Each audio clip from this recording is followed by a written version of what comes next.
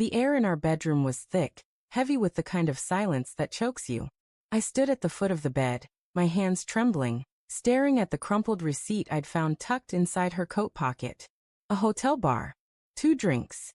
A date from last Tuesday, when she'd told me she was working late. My chest tightened, like someone had wrapped a chain around my ribs and yanked.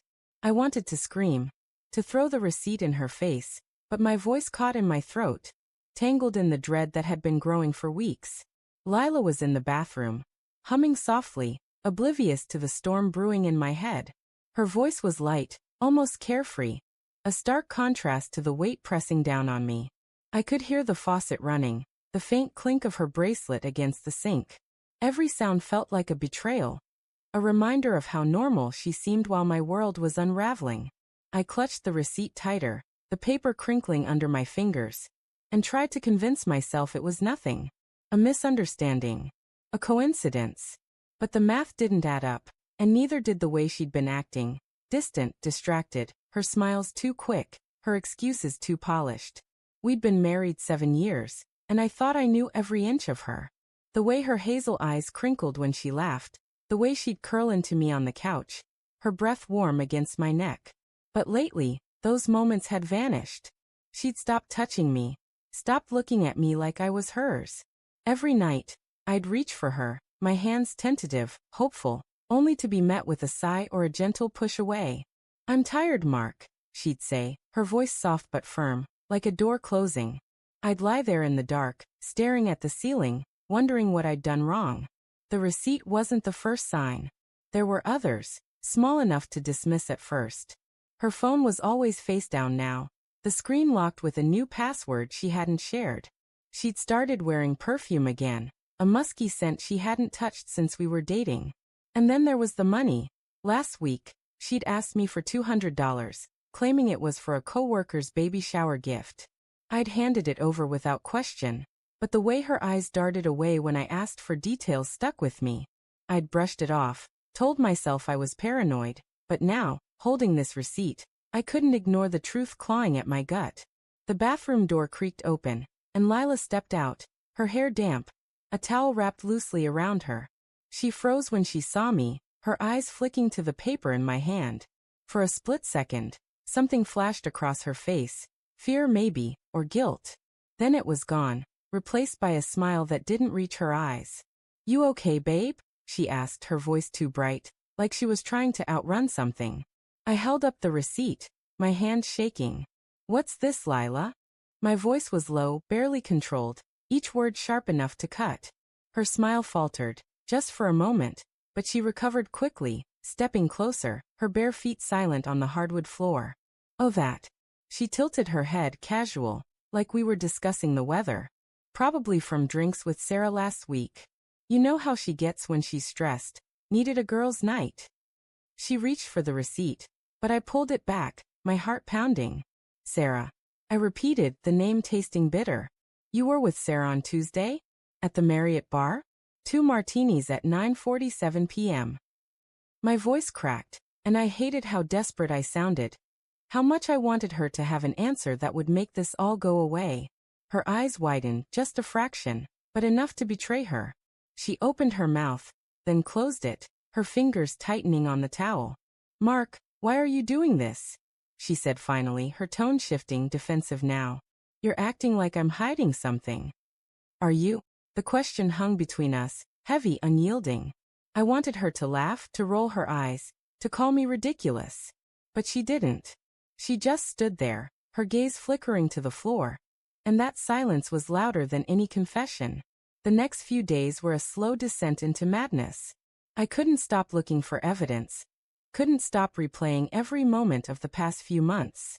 The late nights at work, the new clothes, the way she'd started locking her phone even when she was just going to the bathroom. I hated myself for it, for turning into someone who snooped through her purse, checked her call logs when she was in the shower. But every discovery was another cut. Text from an unsaved number, vague and flirty. A pair of earrings I'd never seen before, tucked in a velvet pouch at the bottom of her drawer. I didn't confront her again, not yet. I was too afraid of what she'd say, of what I'd lose if I pushed too hard.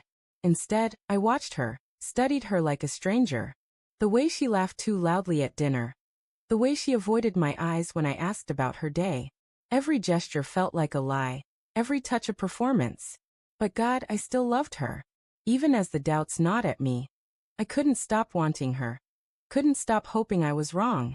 It was Friday when the truth finally broke through, like a dam giving way. I'd come home early, my stomach churning with the weight of another sleepless night. Lila wasn't home, though she'd said she'd be there. Her car was in the driveway, but the house was dark, the kind of quiet that feels alive with secrets. I wandered through the rooms, my footsteps echoing, until I reached our bedroom. Her laptop was open on the desk, the screen glowing faintly. I hesitated, my heart hammering, but the pull was too strong. I sat down, my fingers trembling as I clicked through her browser history. There it was, buried among shopping sites and work emails. A booking confirmation for the Marriott, the same night as the receipt. Not just drinks, but a room. My breath caught, my vision blurring as I scrolled through the details. Check-in at 8 p.m., check-out at midnight. A room for two, paid in cash.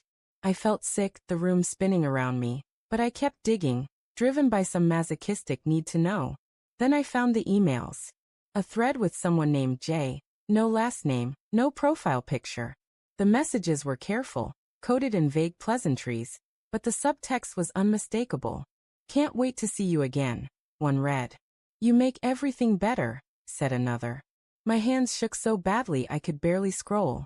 I wanted to believe it was innocent, a friend, a colleague, but the intimacy in those words burned through me. When Lila came home, I was waiting, the laptop open, the emails on the screen. She stopped in the doorway, her purse slipping from her shoulder, her face pale. Mark, she whispered, her voice breaking. What are you doing? Who's Jay? I asked, my voice cold, though inside I was screaming. Who were you with at the Marriott, Lila? Don't lie to me. Not now. She didn't answer right away. She just stood there, her eyes glistening, her hands twisting together. Then slowly, she sank onto the bed, her shoulders slumping. It's not what you think, she said, but her voice was weak, unconvincing. It's complicated. Complicated. I laughed, a harsh, broken sound. You're sleeping with someone else, and you're calling it complicated? It's not like that, she said, her voice rising, desperate. I wasn't. I didn't mean for it to happen. It was a mistake, Mark. A stupid, awful mistake. I wanted to believe her. God, I wanted to. But the pieces were falling into place, and they didn't lie. The late nights, the money, the perfume, the locked phone. It all pointed to one truth. How long? I asked, my voice barely a whisper. She looked away, tears spilling down her cheeks. A few months, she admitted, her voice so soft I almost didn't hear it. It was just, I felt so alone, Mark. You were always working, always distracted. I didn't know how to reach you. Her words hit like a punch, not because they were true, but because they weren't. I'd been there, begging for her attention, pouring my heart out night after night. And she'd turned to someone else.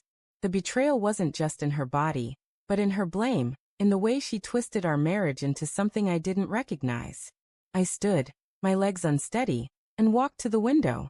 The street outside was quiet, the neighbors' lights glowing softly. I thought about the life we'd built, the promises we'd made.